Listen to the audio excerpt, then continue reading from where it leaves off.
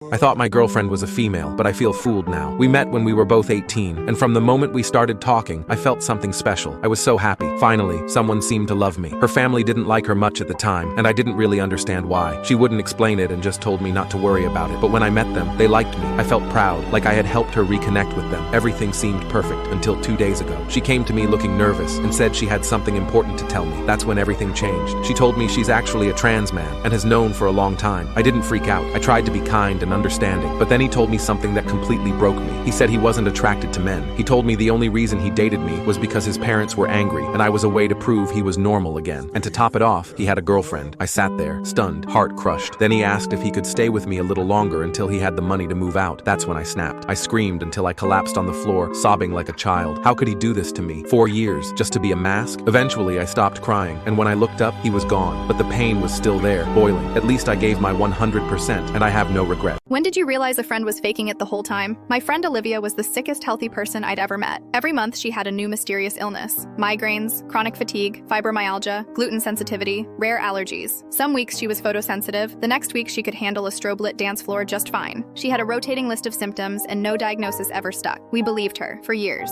It started in college. She'd miss entire weeks of classes from flares, but somehow bounce back just in time for that Friday night party. Group project due Monday? Sunday evening she'd text, "In urgent care again, can't breathe, so sorry guys." And somehow, always, we'd end up finishing her part for her. We were all too nice, adjusted plans constantly. Restaurants had to be Olivia safe. Spicy food, gluten, dairy, artificial dyes, couldn't risk it. Hiking? Nope, too much fatigue. Even movie nights had to be vetted for lighting and sound triggers. We bent over backwards not to trigger her latest health crisis. And anytime anyone seemed even a little skeptical, she'd double down. I know I don't look sick. After graduation, we all moved to the same city, and the patterns followed. Her worst flare-ups always happened during work crunch time or events she didn't really want to go to. But vacations? Totally fine. Instagram stories showed her ziplining in Costa Rica the same weekend she supposedly couldn't get out of bed for a volunteer shift. The real unraveling started when my sister got engaged. Olivia was supposed to be a bridesmaid. She made a big deal of ordering a custom dress to accommodate her nerve pain, and even emailed the bride a list of scent triggers that needed to be banned from the ceremony. We complied. Then came the bachelorette weekend. The morning of the party, Olivia texted the group in full drama mode, said she'd been rushed to the ER overnight, unexplained internal bleeding. We freaked out, sent flowers, checked in nonstop. Everyone was genuinely worried. That night, my cousin's boyfriend, who didn't know the drama, sent me a casual message. "Look who I ran into at the concert downtown." Attached was a video of Olivia, front row, arms in the air, drink in hand, dancing like her organs weren't allegedly shutting down. I didn't say anything. Not yet. I needed to know. So I started observing, closely. Her gluten allergy disappeared when someone offered gourmet cake. Her migraines only came on when she wanted to cancel. Her autoimmune disorder flared every time there was a bridal event, but never during her roommate's birthday weekend in Vegas. Then came my sister's wedding weekend. Olivia showed up to the rehearsal dinner in peak performance mode, talking about her latest diagnosis, some rare autoimmune disorder that required a long list of special accommodations. The wedding planner overheard and casually mentioned, "Oh, my sister has that too." Later that night, the planner's sister actually joined us, and she started asking Olivia very specific questions: medications, triggers, test results. Olivia floundered. Her answers were vague and all over the place. She eventually fake smiled her way out of the conversation, disappeared to the bathroom, and never came back. 10 minutes later, "Guys, I'm so sorry. Having a medical emergency. I need to leave town immediately." She didn't show up for the wedding. No apology, just radio silence. These days, we still see her occasionally, mutual friends and all, but the vibe has changed. Nobody rearranges the world for her conditions anymore. No special menus, no scent bans, no whispered deference. If she says she's not feeling well, someone just says, "That sucks," and moves on. She tried once to bring up a new diagnosis.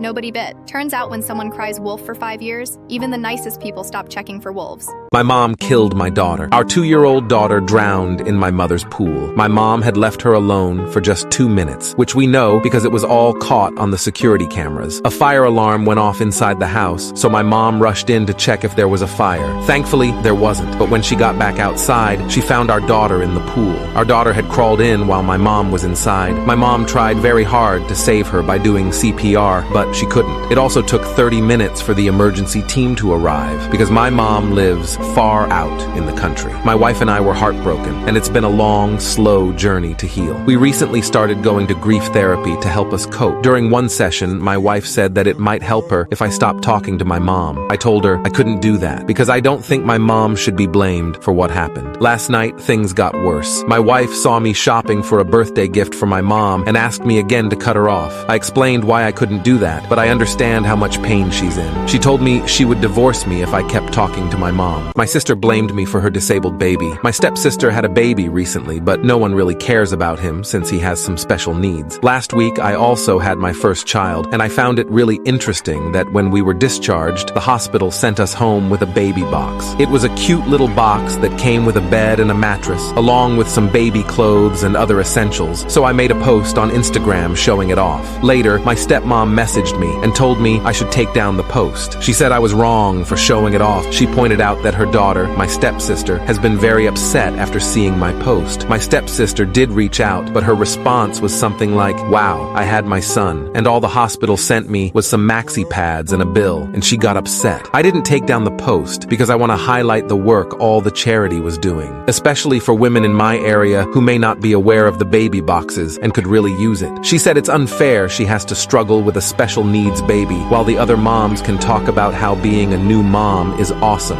My baby's name is breaking up my parents. I just gave birth to my beautiful daughter, Annabelle. We've had family drama over stolen baby names in the past, so I didn't tell anyone else about the name in advance. Only my husband and I knew. We picked Annabelle because it was the name of my husband's grandmother. She practically raised him, so it felt nice to honor her like that. I didn't think anyone would have a problem with it. Mom and Dad were in the delivery room when it was time to sign the birth certificate. I happily told them that we were calling her Annabelle. My mom went pale, and Dad was obviously uncomfortable too. Mom avoided me over the next few days, which is weird since we usually talk every day. I asked my sister, who still lives with my parents, what was up. I wasn't prepared for the truth. Turns out Dad had an affair years ago. Mom agreed to stay with him, but gets upset anytime she's reminded of it. The affair partner was a work colleague. Her name was Annabelle. Dad came over later and confirmed it. He begged me to change it since Mom wasn't handling it well. Apparently, being reminded of the affair has shown my mom that she never really got over it, and she wants to leave him. It really looks like they're going to get a divorce. I know it's not my fault, but I feel like this is all my fault. I love the name for my daughter, but do I like it more than my parents' marriage?